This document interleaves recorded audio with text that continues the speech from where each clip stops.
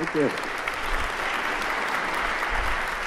I still have no idea what I want to do. Let's all thank Kate. This is a wonderful event. Don't start yet. Don't start yet. Go. Okay, tonight it's a love story, death by 1,000 genetic paper cuts. You are here. You are you are the product of a chance encounter between an egg and a sperm. Since we're in a church, I'm not going to go into any more detail about that. This is not to scale. I don't want to scare you. You inherited 3 billion bases of DNA from each of your parents. Here's a small portion of it. There's a million more pages. I think we can get through a few more. Okay. DNA is the instruction manual that was used to build you. DNA is double-stranded helix. You're probably used to seeing that. DNA is transcribed into RNA, which is then translated into protein. And proteins assemble into the little factories inside each and every one of your 30 trillion cells. These factories turn the cells into different cell types. You have about 500 different cell types inside of each and every one of you. And then these cell types make up the tissues, organs, and ultimately make up you. Pretty cool, huh? So each of your 30 trillion cells inherited 2 copies of this instruction manual. And yet, we are 99.7% identical at the level of the genome. Our genetically determined differences, like our disease susceptibility, things like our height, our hair color, these all stem from changes to only 0.3% of your DNA. Can you see the differences? Pretty cool, huh? Not many. One of these little changes could cause a single gene disorder. These are called Mendelian disorders, but the chance of that is very low. Some of these include cystic fibrosis, sickle cell disease, Fragile X syndrome, Huntington's disease, and muscular dystrophy. Emma, you are doing great. We got to take the show on the road. And about 4,000 more single gene disorders. These are very rare. You can see 1 in 5,000 births, 1 in 2,500 births. And just a single difference can cause one of those. So here's Huntington's disease right here. You know, you have a triplet repeat of CAG in the Huntington gene, and that's enough to cause this progressive neurological disorder. And yet, even though there's single changes or very small changes in this 3 billion bases of DNA, it's still relatively straightforward today to find the causes of these single gene disorders. These are pretty easy for geneticists, especially since we can sequence all of your DNA now. In fact, I've taken samples of each of you, and I'm going to sequence it in the lab. But the truth is, these two right here, I don't know these two, but they're not likely to develop Huntington's disease. But sadly, one or both of them will likely get cancer or Alzheimer's disease or diabetes or heart disease at some point in their lifetime. And these common diseases are complex and polygenic, meaning they're brought on by many different genes, and small changes in many genes can have an effect and cause disease. In a single gene disorder, you have one gene, and it either makes you healthy, or if it's not working, it gives you disease. But with these common diseases, these genes are interacting in a large network, and no gene is an island, I like to say. The function of a gene depends on the genes around it. And you know, it's very difficult to see what causes a healthy network state. You may have problems with individual genes within that, but they can be buffered. But at some point, you reach a combination that causes sickness or a disease. And so it's a very difficult problem. So I think of disease and health as a complex genetic puzzle, like a 3-dimensional Sudoku. It's actually about a 50-dimensional Sudoku in each of your 30 trillion cells.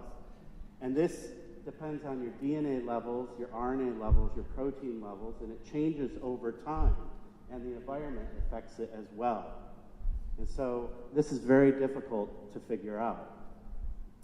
But working in Bar Harbor, we can hopefully solve this puzzle with genetically diverse mice, genomics, and statistics. Go back one, please. And so what we can do is we can start to measure this puzzle at different spots in hundreds and thousands of these genetically diverse mice down here. And we can start to fill in, just like a Sudoku over time, with statistics. And we can start to understand what causes health and what causes disease. Thank you very much.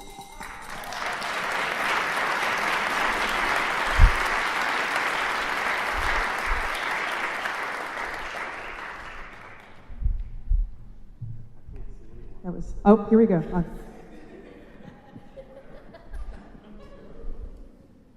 So I take it since you have to comb through so much data, you're not going through an Excel spreadsheet trying to figure out what the patterns are, right? No. I was curious, when I hear big data, what tools have you found help you analyze this data pretty easily? Yeah, so when I came to Maine, I didn't know any computer programming. And I say at the age of 35, I spent a year learning a new language, and that was learning Python and R statistical programming language, and learning to send giant files out onto a high-performance cluster and then to a cloud. And it was a lot of beating my head against the wall because, you know, old dogs have a hard time learning new tricks. But after about a year and almost becoming an alcoholic, I'm kidding. Kidding. It was possible. So it's a lot of that. Don't drink. So does this also lead to like gene splicing to help create a healthy gene that you know is going haywire? Gene splicing is something that happens to RNA when DNA is transcribed. You can use splicing as a tool, for example. So in muscular dystrophy, this one gene tends to accumulate disease-causing mutations. And one of the ways they're trying to fix that is to just splice that gene around the mutated part. And so you make a pretty functional protein, you just lose that little bit that had the disease-causing mutation. So splicing is something we can add to our Sudoku. And I like saying Sudoku. I don't know why. Are you, I'm going to jump in, are you just figuring out which genes are causing the different diseases, or has that been done? And then, like, what are you doing with, it's been a really long day, I'm going to really try to get this. Are you trying to figure out, yeah, thank you. Are you trying to figure out how to do that? How maybe use CRISPR or something like that to change the gene, or? So that's the next step. So the specialty of these mice, they're all very genetically diverse. And so these mice at the Jackson Laboratory have more genetic diversity than we would find between us, chimpanzees, and orangutans. There's so much genetic diversity that every single gene in the genome has one of these little genetic paper cuts. And so those things start to accumulate, and they act like they pull. It's like pulling a string and then looking at the end of it.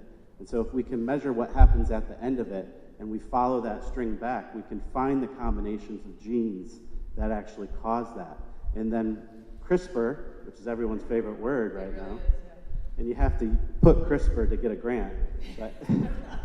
But then once we identify those combinations that cause disease, we can go in with CRISPR and we can show that you can fix those in these mice, and then they're healthy. So CRISPR, if you don't know, is something where you can kind of do I think of it as cutting and pasting. Scissors. Genetic where you scissors. can cut things out. Are multiple identical siblings part of your research or any of your focus? Has that been on? Well, I don't work with humans because they don't listen to me, and so they don't mate the way I want them to mate. And that's why I like mice, because, you know, on any given day we have 1 million laboratory mice over in Bar Harbor, and many of those are genetic clones of each other. And so these have been produced by brother-sister matings for 40 years. And the end result of that is that every single one of those mice, those black mice, we call them black 6, have the exact same genome. But I work with a outbred strain of mice where they all have very different genomes. And so you can go back and forth depending on what your research question is. Imagine if we were all identical twins in here. And what we could do is we could do experiments, very controlled experiments, to help figure out, you know, why some of us are getting disease and others aren't.